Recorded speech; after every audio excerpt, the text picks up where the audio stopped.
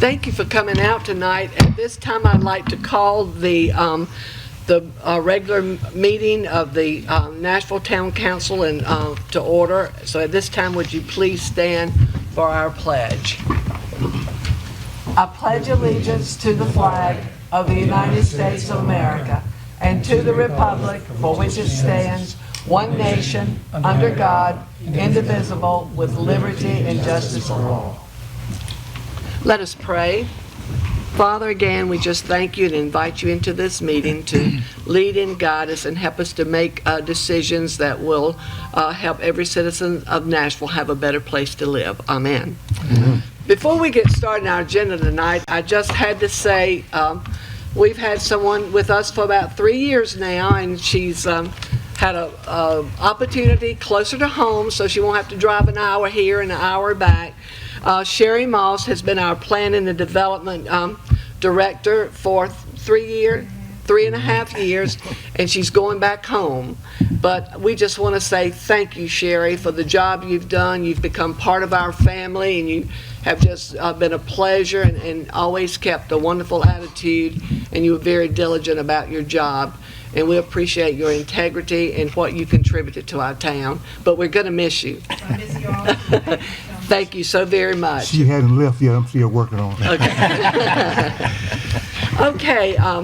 At this time, we will look at the minutes. Were there any corrections to the minutes? I actually have a suggestion. I was able to watch the YouTube video while going through the minutes. I have some grammatical changes just to make the paragraphs flow more. There's a couple spots where something was said at a later time to delete, add. But I also wanted to add word for word in our deliberations, because I think it's important to have what we said amongst ourselves about the facts of the case, as well as exhibits that were shown on the screen to be added to the minutes. So I was hoping to just table approval of the minutes to the following meeting, if that's okay. Are you putting that into a motion? I make that motion. Is there a second? I'll second that. All those in favor, let it be known by saying aye. Aye. Motion carries. Okay, we did not have anyone to sign up to speak tonight, so we'll move on to our first, let me find it, on the agenda for tonight, and it is the continuation of the SU 2023-02 Liberty Acres, consideration of 124-unit townhouse development to be established off Liberty Drive. Now, last week we did have the substantial evidence, and we closed that, so we're here tonight just to deliberate, council. So at this time, do any of you have anything you'd like to discuss? Before we start, I just want to make it known that I was not at the January 16th meeting. However, I did watch the YouTube of the hearing. I have looked through all of the minutes. I've reviewed the entire application, all of the evidence that was submitted. So I do believe that I can participate in a fair and informed manner in the rest of the hearing, including deliberating and voting. Okay. You may just want to ask if there are any objections without objection. Any objections in the audience? Good evening, Council. Good evening, Mayor. My name is Letitia Shapiro. I'm an attorney at Morningstar Law Group, and I just want to respectfully just put on the record that I do acknowledge that Councilwoman Burns was not here at the last meeting, that the evidentiary hearing was closed, and that her receipt of the evidentiary hearing did not occur through an open meeting, and tonight there is a full council, and thus her vote is not required for a quorum. But we are here because we want to work with the town, and we're here in the spirit of cooperation, and we're hoping that the decision makers get here soon. I know they're on their way, and we just want to be able to hear the possible conditions that were discussed the last time that we were here, and answer any questions that we have based on the evidence that was contained in the record. Thank you. Thank you so much. Okay. Anybody? I have a question. Okay. So, and then going back to the minutes, I know we tabled them, but it shows that the owner was here. Was the owner here last 2 weeks ago? Alex Ivy? Yes, Alex Ivy and Eric Ogilvy are the owners of the property, and they were here last time, and they should be on their way. I think that they're just stuck in a little bit of traffic. Yeah. That's what you were referring to as the decision makers will be here? Yes. Okay, all right. Anybody else have anything? I'll Mayor, let whoever else speak To first. be fair to all parties involved, why don't we skip this section right now and move to another to give those people another ample time to get here, so everybody's on board once we open this up for discussion again. Yeah, I moved that we Put this at the end. Is that okay? hold this for right Is now that okay with you? and come back to it. Okay, is there a second? I'll second. Okay, all those in favor, let it be known by saying aye. Aye. Thank you so much.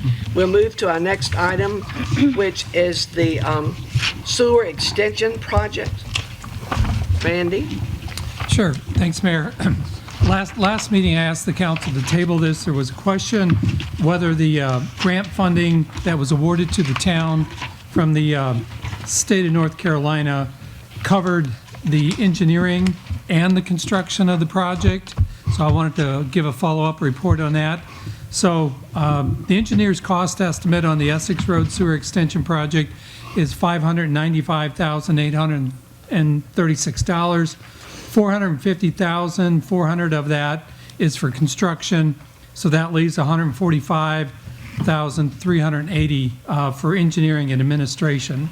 So the NCDEQ award to the town of $595,830 from the Clear Water State Revolving Fund does cover the project cost, including both construction, administration, and engineering. And same for the Regency Estates Sewer Extension Project, which is $984,046. $752,000 of that is for construction, and $231,481 is for engineering and administration. So again, that award from NCDEQ was for $884,000. It does cover both the construction and the engineering and administration cost. One thing to point out on the Essex Road, the award is $595,000. Only $500,000 of that is in a grant. $95,000 is in a low-interest loan. So with that, the question at hand is to award a contract with Matt Gay and Associates to design and engineer these two projects. And the resolution, I believe, also exempts, no, we went through a selection process on the engineering for that, so. Are there any questions for Randy considering this project, council? I have a question. So I'm the new guy here, so I'm trying to figure this math out. So is it fair to say that we got the award based on the quote because they're really close together in price? One's exact and one's like $6 off. So I mean, we got the award, awarded the grant based on something we submitted in that amount? Is that? That is correct. Okay. The engineer's cost estimate, which is on page, let me get there quick. 95 of 118. Well, that's in the agreement with Matt Gay and Associate. It's actually page 118. That is a page directly from the application, breaking down the project costs. 118 of 118? 99 and 100 are from the application. 92,000. No, I mean pages 99. Oh, I'm sorry, 99, and yes. page Oh, I 100. said 118, I'm sorry. I was like that. Yeah, page 99 is from Okay. the one of the two applications, and then page 100 is from the other application. Will this need to be rebidded, or is it already accepted once we approve it? What's on the agenda is to accept the contract for engineering services for these two projects. Once that's done, part of the contract with Matt Gay and Associates, after they design it, specs, contract documents, and bid the project out, Mike Tolson will be here with a recommendation to award a construction contract to the low responsible bidder on the project. So it could be more or less than this amount? It could be more or less, yes. Always. Mayor, if I may, just to clarify, the engineering contract, which is what this grant proposal relates to, I understand, that is not allowed to be bid. That's base service contracts in North Carolina are awarded to the most qualified applicant, taking into consideration professional qualifications, other considerations that are relevant to determining who the best design engineer would be. So that's not bid. The bidding part related only right, to yeah, I understood that. the construction contract itself. Thank you. I would hope that once we do bid it out, that they would, Matt Gay and Associates would try to hold it to the, if not to the letter, as close as they possibly can. Absolutely. But I think the citizens of Essex Road and the Regency Estates have waited and been patient long enough for us to try to get this thing on the road. So I move that we go ahead and approve and go forward with it. Yeah, I'm really excited about getting this project for them and so grateful we did get as much as we did to help with this project. Any other questions? I second the motion. You second? I had a motion. Okay. All those in favor, let it be known by saying aye. Aye. Motion carries. The next item on our agenda is the revised agreement for legal work on fire station loan. Randy? Yes. So, as the council's aware, we have closed on the loan of up to $3 million with Providence Bank for Fire Station 2. And back in October, the council approved a contract with Womble Bonds and Dickinson. They are a certified public finance attorney firm out of Raleigh that helps municipalities with bond issuances and installment financing with banks. We had an engagement letter with them that the council approved of $17,500. Since then, the town has had to have Paul Billows do a tremendous amount of work, additional legal work, to get all the loan documents to be satisfaction with the lender and the owner of the land that we're building the fire station on. And Raz will probably join me in this, that without Mr. Billows' knowledge and expertise and skill in negotiating, I don't think we would have closed on that loan with Providence Bank. There were just too much differences between what their attorneys wanted in the finance agreements and what the landlord's attorney was willing to give. So all that being said, the total cost of the legal work that Womble Bonds and Dickinson did for the town for Fire Station 2 loan is $45,000. And Raz, I don't know if you have anything you want to add to that or not. Mayor and council members, I could give a dissertation on this. I'm happy to respond to questions, offer as brief a summary as I may, or just stay quiet and see if you have questions for me. Well, does this amount seem reasonable to you for the work that was done? Yes, and believe it or not, it was negotiated down from a larger number.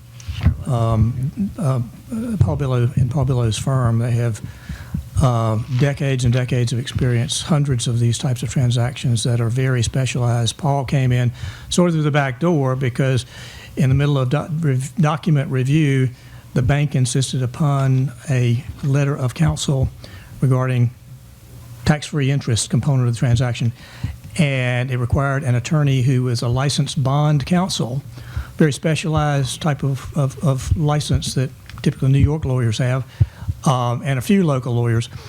He got involved because the bank required that he be involved, and then he had to look to the base documents and the transaction as large, and the deeper Paul got into it, the more we realized that there were numerous thorny issues to negotiate with the bank. And Randy and I agreed that Paul, having hundreds of these types of specialized transactions under his belt, he had credibility and he would be a stronger negotiator and a more experienced, knowledgeable negotiator for the town. And so he really took the reins on that part of the bank loan review and modification, and that's why the numbers went up pretty quickly. Mr. Reyes, would it be possible or feasible to note what this initial cost was, what this cost was negotiated down from, what the initial cost was, for the citizens to know that we did put up a fight to try to save what we could? that's not, as long as the town is willing to waive any privilege that we might have with Paul Billow as our attorney, it's perfectly fine for the town to say, yes, the figure was originally proposed at a certain number, and it was negotiated down to Approximately 20,000. yeah. Okay. It was in the low 70s, negotiated down to 45. These lawyers don't come cheap for these types of transactions. We paid the bank's legal fees, and we were contracted to do that, and that was sky high as well, I'm afraid. The one thing I will say is all of these difficulties began when the town decided that it would try to work with this particular owner of property, not look for other sites or consider taking property of an unwilling seller, and defer closing. We set up the deal so that he would basically be leasing the property for use as a town fire station only. And the bank kind of went ballistic when they saw that, because they said, this is not a negotiable security for our loan. How in the world are we going to use this as security if there is a default in the secondary market? No one will buy our deed of trust and step in our shoes because the leasehold is limited for a fire station. You know, we joked about, the fact in the totally fantastically unlikely event that there was a default, the bank would look at this as a Jiffy Lube site or something. I mean, it would be just kind of, it gets silly and, absurd to think about how much could the property sell for just to cash out and cut their losses. But that's some of the backstory behind all this was going on. But it originated with the town's desire to try to be creative and accommodating to a private property owner who really wanted to give the town an extremely favorable deal on the land acquisition side. Thank you. Are there any other questions? If not, do I hear a motion that we approve to pay $45,000 payment to Wumble, Bond, and Dickerson for their legal work in the completion of the Fire Station 2's bank loan? So made. Second. All those in favor, let it be known by saying aye. Aye. So mine is just a practical question here. So obviously that's over what we've budgeted. You're suggesting that we take it out of the loan proceeds. Are we hoping that this is going to come out of the contingency portion that we've already budgeted for that, or this is eventually going to be coming out of our? Well, we can take it out, we have $555,000 budgeted in FY '24, which we're in for this project, and we paid the first three pay requests of the contractor from that amount of money. We did, at closing, draw down on $73,000 to cover closing costs, and we can pay this either from that $550,000 we have or out of the proceeds from the loan. It's my hope going forward to have discussion with the council to possibly consider contributing more than $555,000 of our money on hand to this project, so we don't have to draw down as much of that loan as, I don't think we're going to get to the $3 million mark. My calculation is about $259,000, or $2,950,000 is all we should have to draw down if everything goes as planned on this project. So right now, what I'm recommending is, yes, we use loan proceeds to pay Womble's, Bond, and Dickinson. Okay. Okay, thank you. The next item on our agenda is the water service line replacement. Randy? So the North Carolina Department of Environmental Quality has mandated public water supply systems inventory their lead service lines and their systems and send a report in by October of this year. Our Public Works Department is well underway looking for these, finding these, inventorying them, and making a list. They're also checking for galvanized water service lines, which is a major source of the leaks we have in our water distribution system.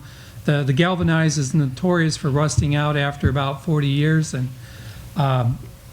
it's no longer in use. Nobody uses it in water systems except inside homes anymore today. But the town has also recently received notification from NCDOT that Washington Street between US 64 and First Street is going to be milled and overlaid this construction season.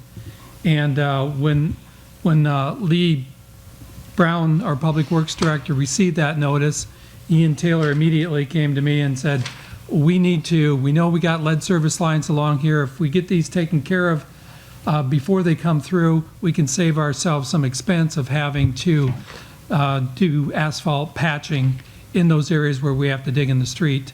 And the other part of that is, nobody likes to see a brand new street cut into because the infrastructure underneath failed and had to be replaced shortly after it was. So we asked Kevin Stocks with Kevin Varnell with Stocks Engineer to give us a cost estimate on what it would take to replace the 26 lead and galvanized water service lines in that stretch of road. And he has given us a price approximately of about $312,000. I also asked Stocks for a proposal to prepare plan specifications and bid and oversee the construction of that water line replacement in that stretch. And that came to $12,100.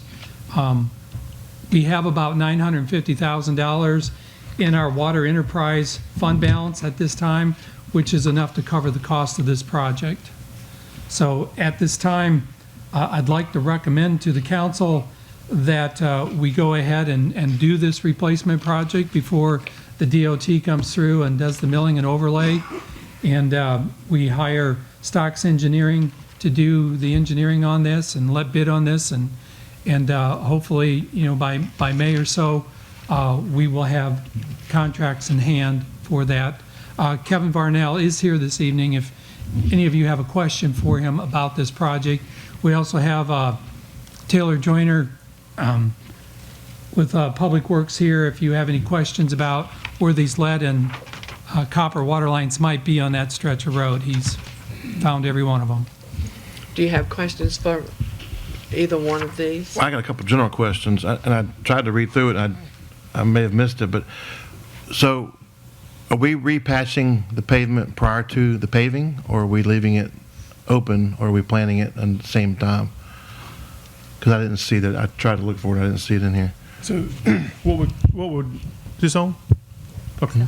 So what we'll actually do with DOT is we have to patch the street back. So we'll put down a screening base, and then we'll have to put asphalt back on top. But what we will not have to do is put back the extent of the asphalt that we normally would have. So where we would normally have to go back with a 6-inch asphalt section, in this case, we can come back with just enough. I want to see everybody. I thought Kate was on the end because she's been on the end for years, and then I realized I was missing one. But so ultimately, what will happen is we'll be able to save a little bit of the asphalt as we come back. And the goal is, no one wants a brand new street, and then we have to come back and cut saw patches into it, and every time you hit it, it's a pothole. So if we can get it fixed beforehand, it's obviously a much cleaner process. It's something that ultimately the state's going to require us to do over time anyway. Unfortunately, now it's just kind of, we didn't want to quite do it this fast, but ultimately DOT's coming in. It's the year they're going to do it. They won't pave it again for another 15 years. Mm-hmm. So it's a good time to do it if we wanted to do it. But this $300,000 includes kind of a skim pavement back over top of it. That's right. Yeah. And I mean, keep in mind, DOT will be coming right behind us. I think their original schedule, we asked them to hold it off. Their original schedule was May or April, but we've asked them to hold that off until we can get our stuff done if we wanted to do that. So they should come in right behind us finishing. And all of it's under the road surface? Correct. Any other? Just two questions. Number one, the $637,000 that will be left in that fund, is that suitable for whatever our needs are and whatever we had planned? Oh, yeah. I mean, that's our reserve. That's our fund balance. I don't think in the current fiscal year we scheduled to get into that fund balance for anything. Okay. We did get some monies from Senator Barnes, some discretionary spending of $500,000. So we are going to be doing more asphalt overlaying and more sidewalk repair yet this fiscal year before the end of June. Okay. And then I guess this question is for either of you. Since we're dealing with lead and things of public safety, is there the potential of grant funds in the future to be helping us fix all of this? We believe so. So right now, there has been little discussion about where the money's going to come from. But understand, every town, every city in the nation has this galvanized water lines in their street or lead issues where, it's leaching from the actual galvanized lines. So even not just us, but every town, every city has this issue. We believe there's going to be a lot of grants that come down from the federal government, but right now, very little discussion about how it's going to be done. There's no way a lot of these towns will be able to afford to replace it. You see how much it costs to do just 26. So, I mean, can you imagine an entire town that's got 1,000 of those to try to replace? So at the end of the day, we believe there will be a lot of grant money that comes, Okay. but no discussion at this point of where it's going to come from Okay. or when. All right. But that grant money would be for future projects. Right. We can't go back. Correct. We won't be able to retroactively go back. The only reason we're talking about this today is because of that paving that's coming up. That's the only reason we're talking about it. Was smart. Any other questions?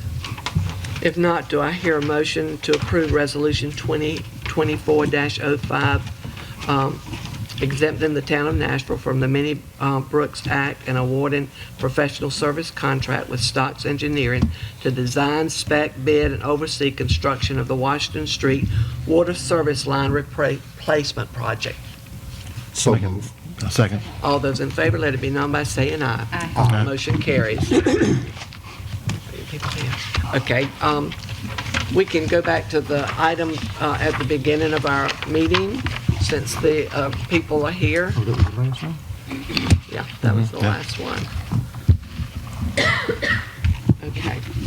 So, as I was saying, we heard all the evidence last week, and so we're here now to deliberate and make a decision on this project. So, anybody have any questions or any comments? Yes. Okay. Thank you, Mayor. One of my questions of concern would be, with this particular project, as I went back and looked at it, I see on the diagram where there is extra parking, where you first come into this part of the development. And my concern is, if someone lives on the back part of that property, and all of your extra parking is in the front, how willing would someone be willing to park there and walk to the back part or the back street, if you will, with parking? And so my concern would be, had you considered some of the parking there in the front and perhaps some of the parking in another location that would accommodate some of the residents in the back? So I'll try to field this one. Ultimately, the parking that you see there is the additional parking or the guest parking, or if you have more than the 4 that can actually fit in your driveway. So the goal would be, we try to kind of concentrate. Can we interrupt you Yeah, just sure. for a minute? Mayor, if I may, questions from the council members concerning the facts, and in fact, the evidence would represent evidence being heard in the case, so it would be necessary to reopen the hearing, which we've had a conversation about that, not knowing whether there be other speakers or what questions council members may have. But if there are any questions that would call for an answer that would normally comprise evidence in this case, that is, how things will function, how the lots are configured and laid out, the criteria for your decision, which are the 4 special use permit criteria for decision-making under 18110 of your code, that probably needs to be evidence. It needs to be sworn testimony. Could So you I think, rephrase it as potentially talking about conditions? well, you can talk about conditions in terms of your deliberation based on the evidence that you heard at the last hearing. But if new material which qualifies as evidence is going to be coming in, there is really a problem if you don't reopen the hearing in order to have a witness further testify with respect to this proposal in response to questions. what is the Invite suggestion? counsel for the applicant to offer any other thoughts on that, if I may, Mayor. No, I agree that, we're here for deliberations. When we were here last, we provided the competent and material and substantial evidence that was provided for the 4 standards. I believe that these are also questions that could be raised during the site plan and resolved in the site plan. And so essentially just bringing it back to what we're here tonight for is just the use of the townhomes, the use in this district, and just to kind of put us back on the right track and get us all on the same page.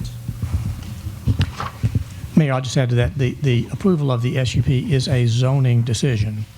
And of course, fine-tuning of the site plan is a subsequent step. So I would agree with Ms. Pirro on that. So I have a question. If we were going to be discussing, say, the number of units that are in here when talking about traffic safety, congestion, talking about the aerial view of whether it's harmonious and fits in and things like that, is that something, again, that the number of units, the parking space, the accessibility to the recreation area, and things of that matter that would be at the site plan? Like right now, are we talking about granting a special use for townhomes in general, or are we granting a special use for townhomes that are 124 that are in this layout? The special use application is for zoning approval for this many units in accordance with the density limitations of your code and the lot area requirements of your code. It's not unheard of a site plan to be tweaked and fine-tuned where you might have a road adjusted somewhat, or you may have units shifted around and potentially changed in number. But the question of density will be addressed when you approve this special use permit.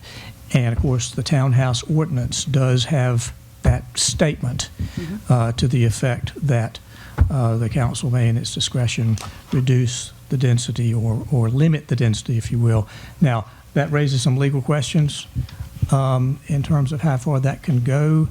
I would recommend that you just continue with the deliberation phase, discuss among yourself the evidence that you have heard, and then as you are moving toward a decision, if you want to address the provision for granting the approval with conditions, then that will prompt some further conversation about that, I think. But I would just suggest, based on Ms. Shapiro's comments as well, that you not consider the remarks of the Stocks Engineering representative and just rely and make your decision based on what you heard last month. Okay. Clear as mud. So I think we talk amongst ourselves. We don't address anyone out in the audience, and it's got to be based solely upon what was received, what we've seen here, what was at the hearing. I want to let you all talk first, since you all were here and I'm sure have additional thoughts and feelings on what it was. I have quite a few. I'd like to hear yours. Okay. So I think the application was thorough. I think that it was very thoughtful, but I share the reservations and concerns of some of the other council members, where we have an issue with harmony. I think we have an issue with potential pedestrian safety that was raised. I think we have an issue with the fact that it's the one way in, one way out that was raised. I have additional issues. The location of the and accessibility of the recreation space in the common area has a problem in that it's not visible. And then also, I actually thought that there was an issue with the parking spot as well. So while this has always, as far as I've known, been contemplated as the potential of townhomes in this area, I think what was brought up in the hearing when it originally came, we were looking at 38 townhomes. So this is just a very different application, in my opinion, than what we've received. So with regard to harmony, Councilman Lump had brought up the fact that there's nothing in Nashville that really looks like this. And when you look at page 28, I think it is. Like when you look at this, when I first saw it, it looks like a Manhattan cityscape. It did not look like something that belonged in Nashville. So when you brought up the fact that it was not in harmony, that we don't have anything in Nashville that looks like this, it was kind of agreed to. There's nowhere else that I can think of that it looks this congested and this dense. And I think that where the stubs are at the end of these streets, it encourages any development that was spoken about that could potentially happen to the west or the east to look just like this, to look just as congested and dense, and to go in these city block lines.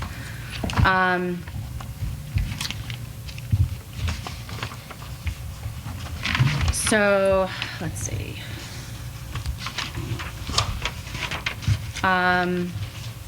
With regard to safety, and traffic was brought up a couple of times in the hearing, where it was spoken about the pedestrians who were on the streets, as well as the one-way in and one-way out. So I know that level of service was talked about a lot, and I know that it was established that these roadways can handle the increase in traffic.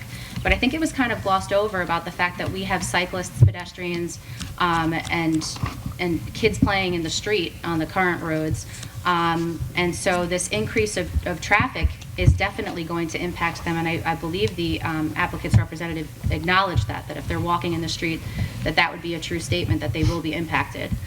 The current morning peak traffic for both Liberty and St. Anne's together, when you look at the traffic study on page 7, it's a total of 29 cars that are both coming in and going out on both of those streets. And it's a total of 29 cars in the evening doing the same thing on those two streets, coming in and out.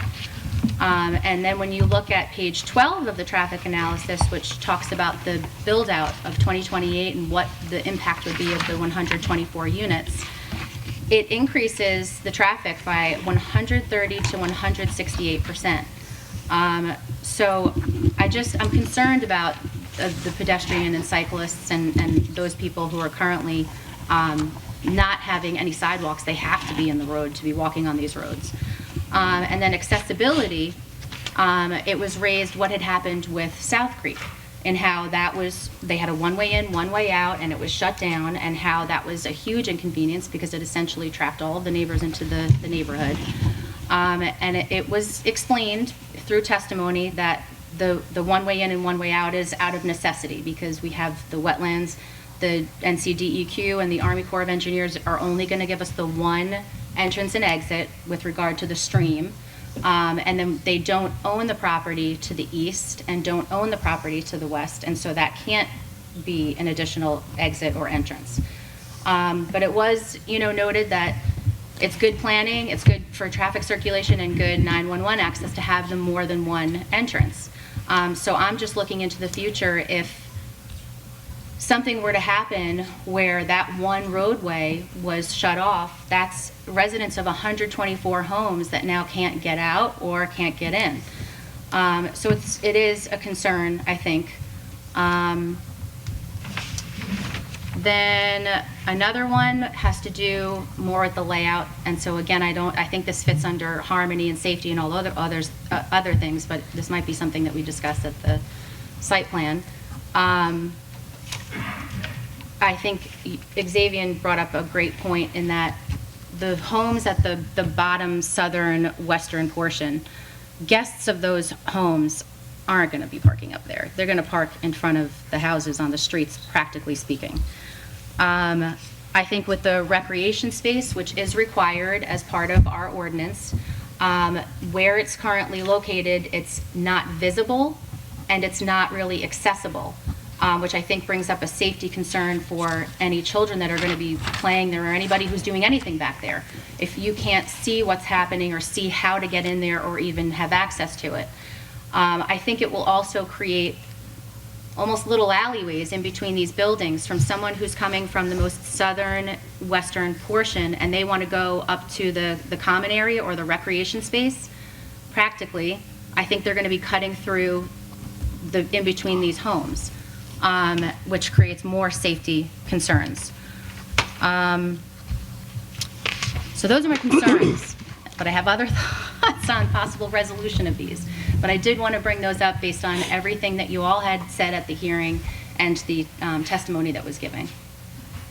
So if I may, I hear your concerns, and I just want to sort of, based on the evidence that we've already provided with regard to harmony, to provide some case law that actually supports that the inclusion of this particular use in an ordinance as one permitted under certain conditions is equivalent to a legislative finding that the prescribed use is one which is in harmony with the other uses permitted in the district. If you could turn to page 4, and I'll just help you. Just to provide some clarity with regard to your questions on harmony, and with regard to your questions about safety and sidewalks, I would invite Kevin to come back up and just kind of provide clarity on the sidewalk issue. Can Kevin come back up, The though? design. As long as he's providing clarity on the information we have already provided that is on the record, yes. And Are you sure? I also have a question for Raz regarding this. Sure, yes, ma'am. So it's a rebuttable presumption, correct? That it's in harmony. However, I believe it was stated at the hearing that because Councilman Lump brought up the fact that he wanted to know where else is this in Nashville, and it was stated by the applicant's representative, it really doesn't exist anywhere in Nashville. The evidence is what the evidence is, and references to terms in court decisions and the record of this case will require legal interpretations.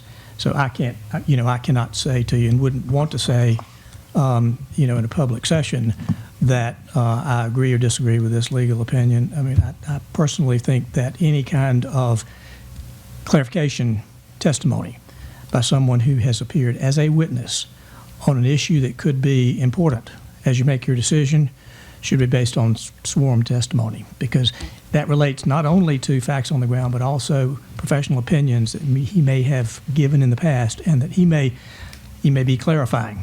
So one person's clarification is another person's supplementation, if you will. It So may be new evidence. simple terms, we shouldn't read this. I recommend against that, yes, sir. Okay. Well, I think everything that I brought up in here was brought up by people here, which is why it's in here, like why I'm talking about it. And I think that clarifying statements were given by the witnesses. Traffic study was a little less clear, but I think clarity was given. So here, those are my concerns, and then I guess I have proposed solutions to the problem as well. Mayor, may I just make one clarifying comment? Mr. Lump, I'm not suggesting that you shouldn't read the legal brief or case authority that an attorney presented, because it's perfectly appropriate for an attorney to express their client's position and also to make statements. That's not evidence. I'm recommending against a reopening of the hearing or allowing testimony that should be considered as evidence in this case, even if you may call it a clarification. But the lawyer's brief and case authority, that's entirely their right to present for your consideration. Thank you. Any other?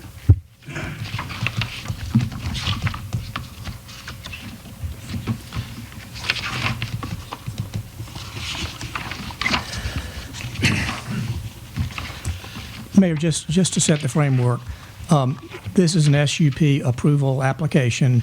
There are 4 SUP criteria for your decision. They're in section 18.110, the special of the code. And we've alluded to this, but subsection A relates to public health or safety, no material endangerment of health and safety. Use meets all required specifications and conditions. The use doesn't substantially injure property values of adjoining property, and the location and character of the use is in harmony where it is located and in general conformity with the plan. You've heard evidence, obviously, from the applicant, and staff has also presented in its report evidence. Staff report is evidence on these 4 criteria as well. So your options are to determine whether, in your view, the evidence is substantial, competent, and material in support of these 4 criteria. Your options are to deny the application, to approve the application, or to approve the application with conditions. The townhouse ordinance has some special language about the council being able to impose conditions that call for less density than what is proposed. That's the path I think you need to be focusing on. If you're inclined to be interested in conditions, I think it might be appropriate if a council member had conditions in mind that they would just suggest for the council to consider. And if you could have somewhat of a consensus on that, then you can ask the applicant's attorney if the applicant would be inclined to consent to those conditions. Thank you. Did you have any conditions that, Well, this might be out of order, but I'm a simple kind of person. I didn't go to big university and stuff, so I'm just a simple kind of guy. I don't understand why somebody would build something in an area that doesn't fit. I wouldn't go to Florida and build a Williamsburg home. I mean, that's just my thought process. So to have something that's so different, and I know, yeah, maybe we should change because we're a small hick town, I don't know. But I mean, this is something that's so different. Why would a developer even want to do this? I guess money is probably the answer. But I mean, if I was going to a small town, or, I'd want to fit in and be part of the town. And that's my thought. And maybe it's not appropriate to say all that. I don't know. Maybe I'm out of order. I don't know. But I just, I'd want to fit in so I could sell the product, for one. But I'd also want to fit in to be a good neighbor. And I just have concerns, like Kate said. This, it feels like New York City, and we ain't New York City. I mean, I talk better than that, by the way. thank you. Thank you. Larry? My concern last month remains the same tonight. Just because we don't have a section of town that this would be in harmony with, it doesn't mean that we should not move forward and bring something new in. I don't think we should stifle ourselves out. But I am concerned about, we've been talking about this property here for a while, but it has grown as far as density from what we initially had been led to Thought it would be. I'm not totally against it coming in, but I won't say no just because it won't fit in, but I'm concerned about the density has exploded from what we were initially led to think it was going to be, and I'm still not convinced that with this number of apartments or units in here, that the traffic would be as minimal as they say it would be. I'm not a traffic expert, and I'm not giving any. I don't have any statistics to base my beliefs on. But I just reading, writing, and arithmetic say that these numbers just are not matching. I think the density has grown out of proportion as to what we anticipated. We've supported it from day one all the way up to this point, and then we got 124. That's a whole lot. That's a lot for us to swallow. I think we'd be doing an injustice to the people that are already out there if we put that 124 units behind them. So based on that's my concern, the density and traffic. Okay, how about Sabian? Yeah, I'm kind of, I must admit and be frank and say that I'm somewhat reluctant, but I also understand where we are. And where we are, we're in a position where apparently our zoning conditions have brought us to this place. And so we've heard the evidence last session, and here we are now. And so I do share some of the same sentiments and some of the same concerns, but based off of the evidence that I've heard, I would be more so inclined, somewhat reluctant, but somewhat inclined to move forward based off of some conditions. And that's what I've alluded to earlier on this evening. Okay. I'd like to just jump in and add that, as was already noted with the special use process, we can do additional conditions. And those can be to ensure that the use will be harmonious with the surrounding area and keep with the spirit and intent of the land use ordinance.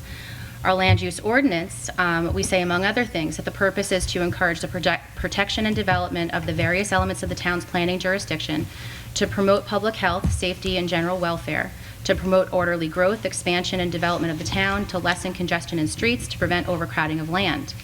In the subdivision section, which this parcel is going to be subject to, they have specifically added the purpose is to provide a more beneficial relationship between the uses of the land and the circulation of traffic throughout town, having particular regard to avoidance of congestion in the streets and pedestrian traffic movements, to protect public water supply watersheds, which is where we are, to preserve the integrity, stability, and beauty of the community, and finally, to preserve the natural beauty and topography of the town, and to ensure that development is consistent with the natural and physical features of the town.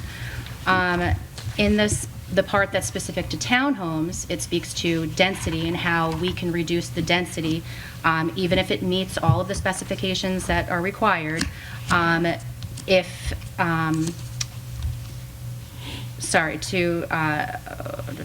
due to factors such as, but not limited to, so things that are like but not limited to, traffic congestion, projected demands on community facilities, available water and sewer, and electrical utilities, as well as consistency with the Nashville Comprehensive Plan.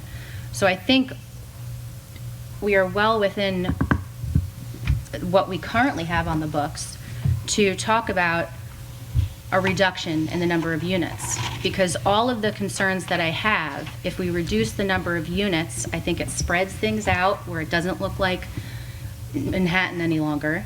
I think it reduces the traffic on Liberty and St. Anne's. I think it would allow for parking not only up at the top but at the bottom. It would open up the recreation area so that you'd actually have visibility to it and accessibility to it. It would resolve so many of the problems. If that road is shut down, you now don't have residents of 124 units, you have residents of whatever number we come up with being affected by it. I guess the next question would be, is the developer willing to make any adjustments to this?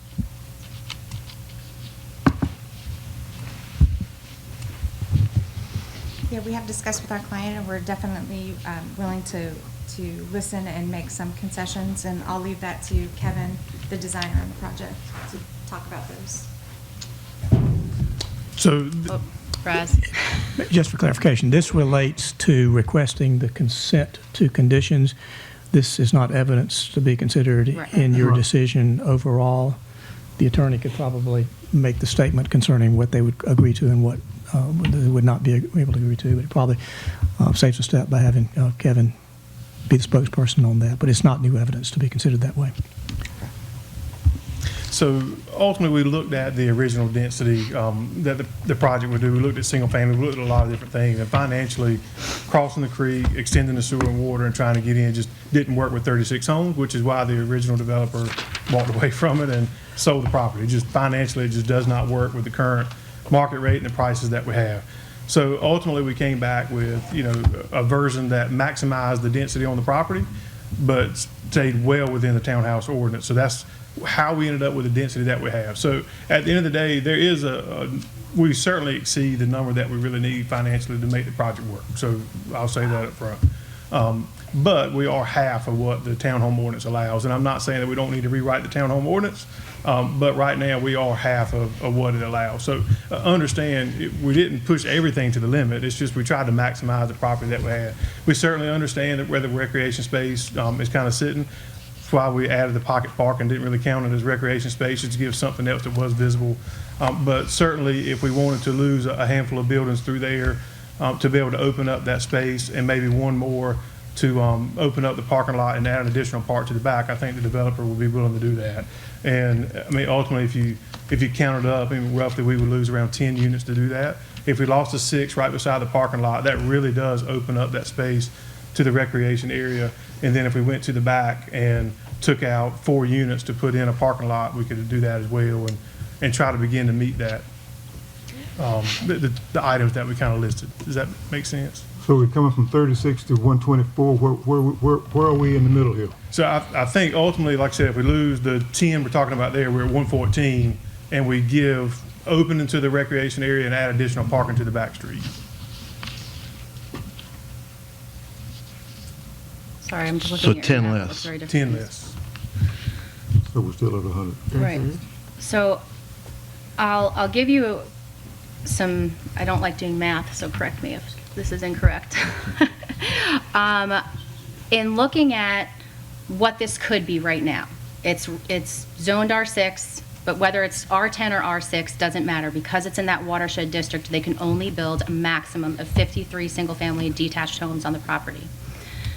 Then if you take into account what was put in this traffic study and what was submitted in the evidence as being true, that would generate 530 trips per day entering and exiting the community. That would be 53 single-family homes times 10 trips per day for a single-family home. The traffic study that was given for the 124 units is a total of 910 trips per day entering and exiting the community. This breaks down to 7 trips per day for each individual townhome unit. So if we were talking about, as of right, they can build 53 single-family homes on that property, and that would automatically have a traffic impact of 530 trips per day.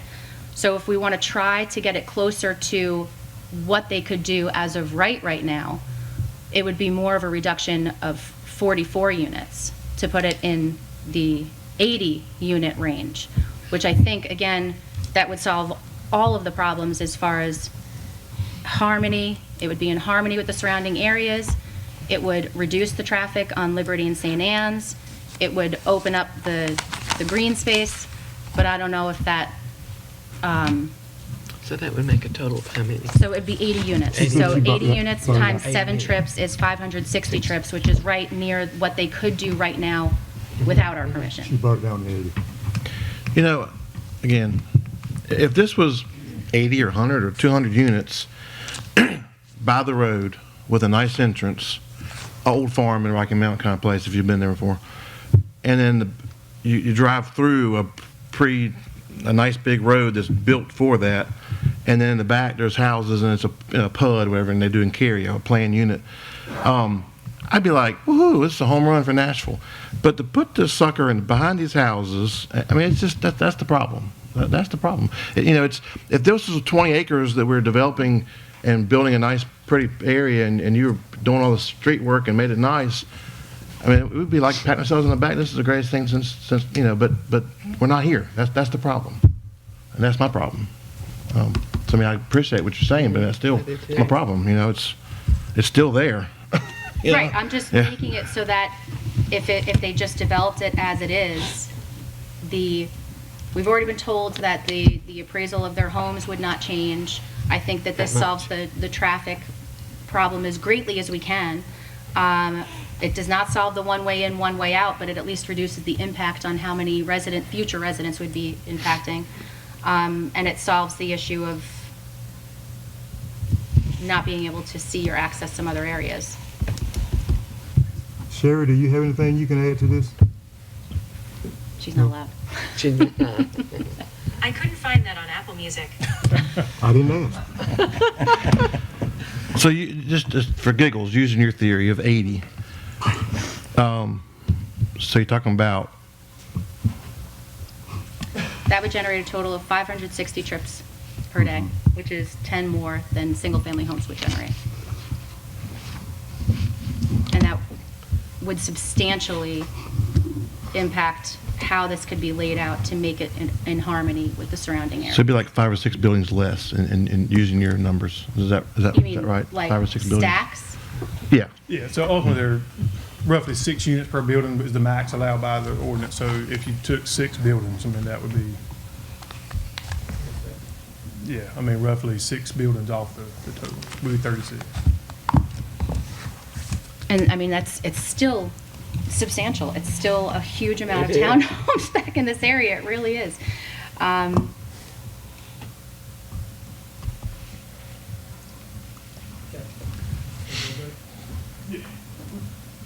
I guess, just make sure, is that the condition that we're asking for?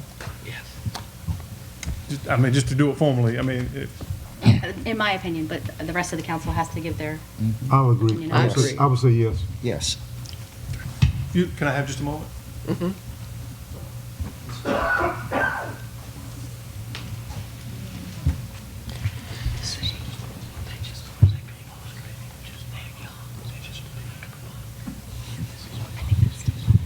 Did we didn't have a whole lot of opposition from the citizens. I mean, I think we They're not need allowed. Huh? They would Just just- because they're not. Yeah, that's the problem. no, They're not otherwise experts. it's not in harmony. It's not. That's if the we have biggest public problem. safety issues, we have Can't to speak. run our community.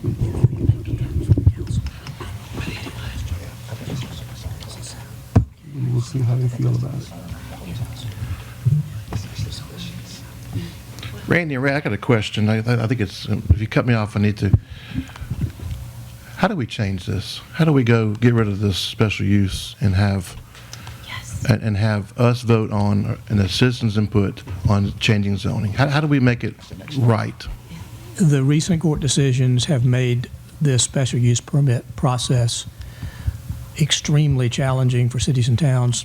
Many towns that have had gone through just this kind of situation with difficult cases have converted their special use permit provisions to conditional zoning provisions. Can we do that? Can we do that? And can we? It's a zoning text change. You basically decide that these uses that would be allowed in special use permits basically are going, the zoning category will regress to a lower classification. And essentially, what you're saying is that in your legislative capacity, if a proposed project that would push the envelope generally, but we've set it up in the past as a special use permit process that gives us discretion. The courts have said you have very little discretion when there's no opposition evidence. We're going to go back to a lower zoning category, and we're going to say to property owners, bring to us your proposal concerning density, areas, uses, and as well as whatever mitigation factors you may offer to soften what might be challenging effects of what you're proposing. And we will sit in judgment in our legislative capacity on a targeted, site-specific rezoning of the property, packaged as a conditional rezoning. That's And what a that lot of towns have done. Gives, I think, the public the opportunity to weigh in, and it gives us greater discretion, correct? Right. The special use permit process was set up years ago before the court decisions have essentially said that if you have a no opposition evidence case, the board is really hamstrung in exercising full judgment on whether you're convinced or not. The courts have basically said it doesn't matter whether you're convinced. If there isn't evidence on the contrary side of the question, it must be accepted as what's been presented must be accepted as determinative, basically. It ties your hands. So long as it meets. Now, you've got this All of the language, the categories. townhouse ordinance about you may impose conditions, and I'm not sure whether that, what kind of new authority, if any, that grants to the board. But it's there and it's presumed to be valid. But that's what towns have done to set up a better process. So we would need it on the agenda and a motion, and is there public input on that decision, or Well, the normal way it proceeds is for staff to just do the legwork to identify, to inventory those categories in the code where you might want to give this some attention and suggest some text changes, and then you just put it out to the public and you spend some time on it because it's a substantial text change.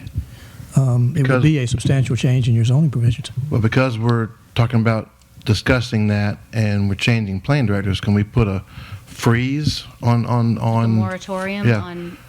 and to figure out how we want to proceed, and so that we That would be very difficult, and honestly, with a case pending, I would recommend not for against. this. well, not necessarily this one, but in the Going forward future. after this. I'm sorry, I thought, Yeah, thought you no, were. after this. I was confused. That's something we'd need to look into. There's some authority for development moratoria, but the statute's giving you that authority very limited and full of conditions, and that will need some attention. Okay. But several of the towns that we represent have gone in this direction. It's more of a zoning change than a quasi. Exactly, and it makes it legislative, and perversely it may seem, if you're making a legislative decision, if you're acting in your legislative capacity, the courts are required to defer their judgment to your judgment. The only reason for reversing your decision if there is arbitrary or capricious decision-making. Totally flipping of the burden of proof. And just incidentally, there have been bills in the General Assembly offered to stop cities from doing this kind of thing, from taking away the authority of cities and towns to have a conditional zoning scheme. It's available to us now. It hasn't been approved, but right now there was a bill that didn't pass this past So act session. quick. But it's something that is in the public eye right now. So it's in the eye for sure.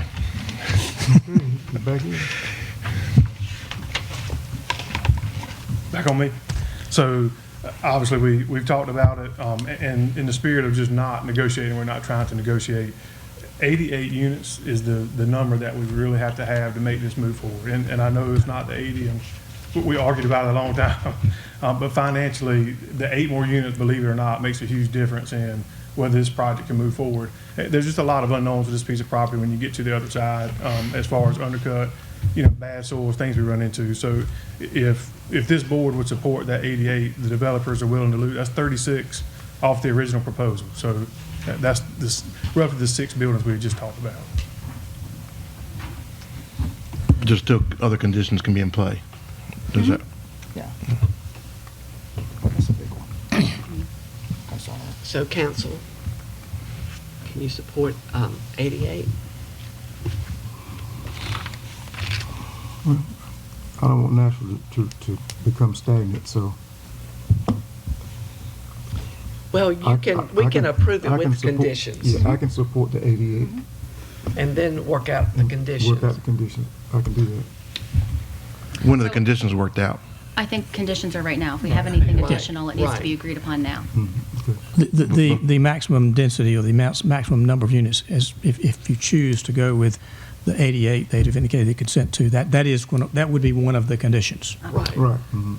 Lower density than otherwise allowed under the zoning. So what comes first, the projected more conditions or a motion? What comes next? I think the motion with the conditions. Correct. The action would be to approve with conditions, and you would We've got need to get have our all the list of conditions to set out in the motion, in So you need the the motion conditions itself to included know, with the to know what you're motion, voting okay. on, really. So we've got the 88 units. You agree to that? What are other conditions? Well, I have a concern that they use the minimum sidewalk, which is, everybody does, but because they use the minimum, the sidewalk stops in the middle of the road, which is stupid. I mean, it doesn't go anywhere. So instead of making, like where the neighborhood behind Nash Central, the new one coming, what's it called? Cardinal Woods? Cardinal Woods, Woods. their sidewalks flow, so they don't stop sporadically like our town does now. They actually go and turn like between houses or go into a park, or there's a rhyme and reason where these just stop randomly because that's what the ordinance says they can do. Well, one of the things I was going to say is one of the conditions should be to open up that recreation area and common area by maybe doing like a walkway into that area through those buildings or around those buildings or however it is. And in addition, to get rid of the public safety issue we're going to have with kids and people running through, side yards in order to get from the most southern part of the neighborhood to the rec area or wherever in the north area, to possibly put even walkways in between. Like if you took out an entire row of buildings, you could either put a street to give better access, or do, a couple of big pathways allowing space for people to go through, which would create more connectivity, I guess, throughout this neighborhood. Kevin, these lines between the buildings, those are ditches. That's not any kind of Those are lot lines. lot lines. That's so- right. So the lines you see that separate the units will be what the individual person owns. No, the big lines between the buildings. They're easements. So the Like town of utility Nashville requires a 5-foot drainage easement on each side of the property line. So the dash lines you see that look a little thicker is a 10-foot drainage and utility easement that town requires run every lot. Okay. Like in that middle chunk, if we were to take out like the two center on the, like, so the one on the north and the one on the south, leaving open that larger space, that could now be a roadway for connecting the two, or, a walkway or something, so that,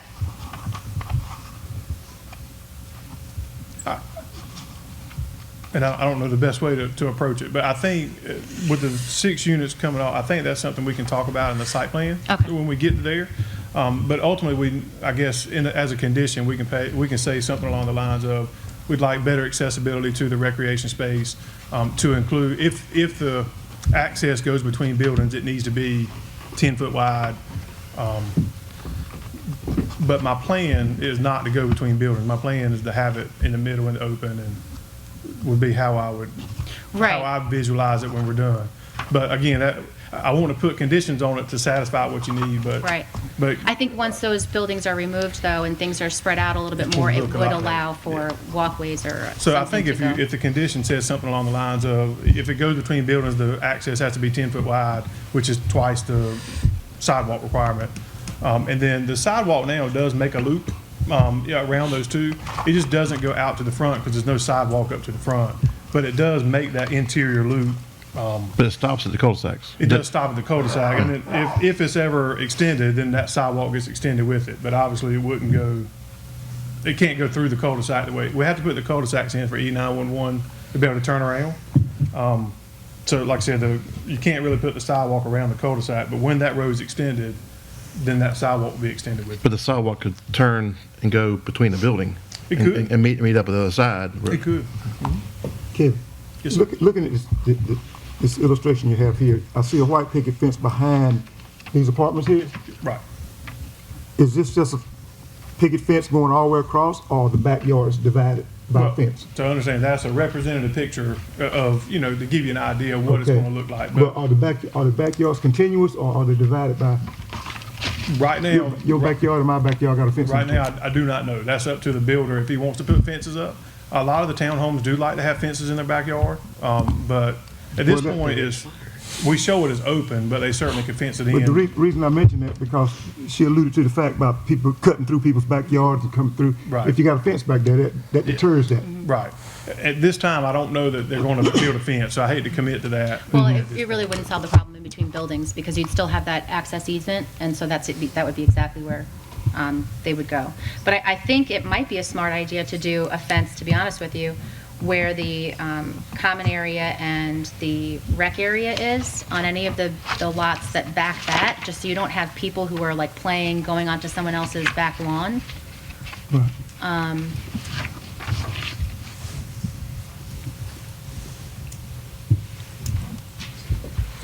So we went from 80 to 88, went back to 88. 88. And Kevin, the picture Ms. Taylor showed, the sidewalks have a space between the road and the sidewalk, but it looks like here they're right on the road. Yeah, we did that really for drainage and the way it accesses. So with this one, you have ditches down the side of the road, so it makes more sense to have the sidewalk against the road. It'll be elevated, raised up, but ultimately it will run with the road all the way down. But that gets into a safety issue also. That little bit of grass makes a difference in the eyes of people walking. It really certainly- does. It certainly can. However, there are sidewalks put against the curb in a lot of places and locations. And according to DOT, as long as there's a 6-inch vertical separation, it meets the safety criteria. I'm sorry, I missed the beginning part. Would it be possible to move it into the interior to have that slice of grass on the exterior? The way the townhomes work with the sidewalk, I mean, keep in mind there's a driveway going across that sidewalk. Okay. So in our case, it really wouldn't. You'll have a lot of grass behind it because you have ditches and things like that that help with drainage. But in front of it, it really, I think the grass strip will become a nuisance and maintenance issue for public works to try to maintain. But there's no curb here, right? Correct. Okay.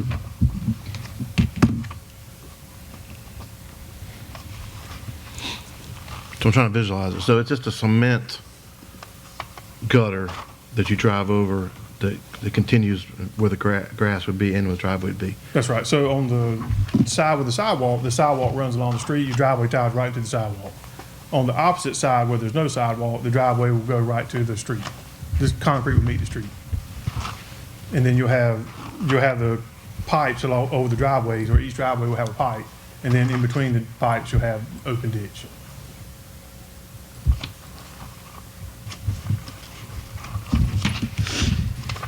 Any other suggestions Well. or conditions? Well, I'm not sure which ones we have. We have 88.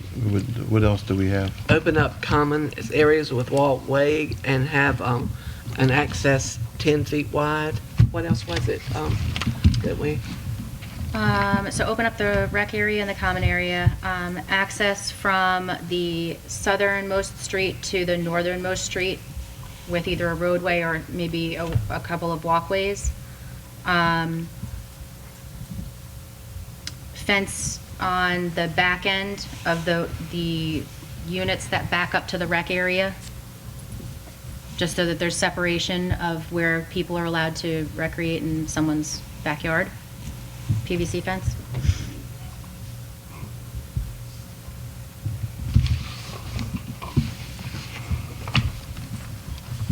Are there any others? I mean, I think the sidewalk needs to connect. I mean, I think having a stop at the cul-de-sac, even though it's a possible future, which may take 30 years, it needs to connect to something. I mean, it needs to be somewhere. Just having it stop randomly is just, I mean, that doesn't, I mean, it doesn't build community. It builds, why is it stopping here? So that's one of your conditions. I think it needs to be one. So what do you envision that it's on? I mean, either it turns back and goes back to the park or goes back to the other side of the road and meets up with the other sidewalk on the other side, which makes a circle. I mean, something like that makes it more. Otherwise, you're going to walk and then what are you going to do? You're going to walk either on the street or you're going to turn around. I mean, it's just weird. You're saying connect these two cul-de-sacs? No, connect the sidewalk. I'm just saying, the sidewalk. What did you say the 10 feet for?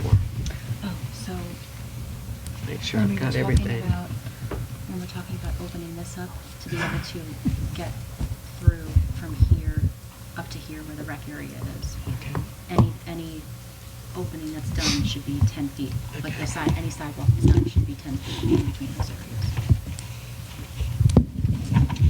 And Councilman Lump, to kind of go on both of those, I think Ms. Burns had also asked for the connection between the two. I think we can take care of your issue with looping that sidewalk by also meeting her issue of connecting the two streets side to side, and that would give that sidewalk a loop around Place the to go, entire- yeah. Okay. Okay, let's hear what conditions you have first to make sure you understand what we have. Okay. 88 units. Okay? Lots that back up to the rec facility shall be fenced in. Right, The common area walkway, if we have those between lots, shall be 10 feet. correct. And then we want to loop the sidewalk with access to to connect the two streets with a sidewalk or a pedestrian access. Okay. Did we miss any? That's what I had. Did we talk about opening up the rec area and the common area? So something Let's- just, We'll condition it with the rec area shall front directly to the street. That open it up, that makes. yeah, I mean, it doesn't even need to be directly on the street. It can just, like, if you were to lose some of these units that back up to the rec area. Right. And just create an access point, which gives you greater visibility. It lets you know where the park is, you can see it, you can access it. So just something that you can actually see it. I don't want, kids going back there and all of a sudden Right. you don't know where they But are. if we say it fronts the street. That would be perfect, Then yeah. that'll take care of it. So It we'll would. say the rec area must front the street. Okay. Any others? Did we mention the parking being divided into two instead Oh, of one? right. But is that site plan type stuff that we need to talk about? I mean, I agree that the person back in his back area, if they have They're friends, gonna park on the street. they're gonna park on the street or the grass or the backyard. I mean, they're gonna be all over the place. Add a condition that will add an additional parking area in the back. And it doesn't have to be additional, you can Right, separate minimize, too, that's yeah, right, exactly, that's right. just multiple locations. Any others? Then do I hear a motion that we approve this site with the above conditions? Based on those conditions, I move to approve. Is there a second? Second. All those in favor, let it be known by saying aye. Aye. Aye. Motion carries. Mayor, if I Again- may, those conditions, there are a lot of conditions, and we heard a lot of input on that. I think it might be appropriate if a proposed order, whoever prepares the proposed order, include the conditions, Okay. and we have an opportunity for council on both sides, and perhaps council, to make sure you're satisfied with the way they've been reduced to writing Okay. before it's finally approved. That would normally be the case because the final order is a month down the road, and that is what you will officially approve. Yes, we are happy to prepare the order. If the applicant would prepare the order, and then we could all review the order before it's finally adopted next month. Okay, Okay. Thank you. thank you. And that concludes everything. Randy, do you have any comments? I don't, Mayor. How about you, Mr. Long? So I want to go back to our question earlier. So how do we proceed in changing, what's our first step? My thought was just direct staff to pursue this and come back with just a bullet list of what staff would suggest and the way to move in this direction. Because it will take some time, because obviously it'll require numerous changes to various parts of the code, and then it'll have to be scheduled for public hearing, and there'll be some attorney input, I suppose. Yes, it will be. Yes, but typically the staffs just start working on drafting, because planning staffs around the state are working on this kind of thing. I mean, there's guidance out there to make this change in your codes. So there's nothing from us at this point. We just kind of direct Randy in that direction, and for his staff to start. Yeah, what we'll do is, with Raz's help, find some of the other towns that have done this, look and see what they've done and how it affected their ordinance, and then we'll mirror model something after that, and then we'll put it in the schedule. As was alluded, the planning board has to review and approve it. You have to review and approve it. It requires a public hearing before both, with proper notice, and maybe you would even want to have a work session between the planning board and the council before we get to that point of scheduling public hearings on a text amendment. Okay.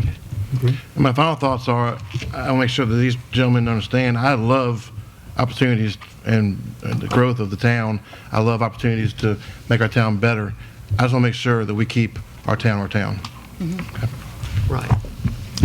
How about you? Do you have any comments? I'll say it later.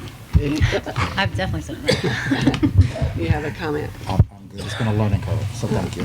Again, to all the citizens that came out tonight, we appreciate you coming out, and I would echo exactly what Bill said. We do want you here and appreciate it, but we do love our little town, and we just want to keep it the sweet little town that it is, and I just trust you will do that, and which I do. So without any further ado, do I hear a motion to adjourn? Move to adjourn. Second. All those in favor, let it be known by saying aye. Aye. Meeting is adjourned.